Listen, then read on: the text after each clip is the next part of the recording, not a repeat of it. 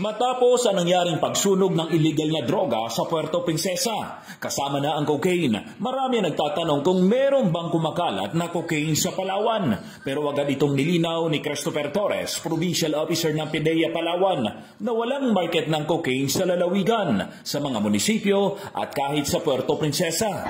As of now, sa record po natin, wala po tayong market ng cocaine dito sa Puerto Princesa. Isa sa basihan ng PIDEA, mula noon hanggang ngayon, wala pa namang nahuhuli sa pamamagitan ng search warrant o bypass na ang nare-recover ay cocaine. Bukod dito, napakamahal ng cocaine para gawing bisyo para sa middle class o mahihirap na tao dahil aabot sa 5,300 pesos hanggang 5,800 pesos ang kada gramo ng cocaine. Ayon sa PIDEA, ang meron sa Palawan, shabu at marijuana. Operations natin, majority ay shabu at saka marijuana po talaga yung confiscated natin in system evidence. Ang mga sinunog na cocaine na aabot sa higit 350 million pesos kasama na ang kush o high-grade marijuana ay nakitang palutang-lutang sa West Philippine Sea. Gerald Gales, Basta Radyo, Ibandera Mo.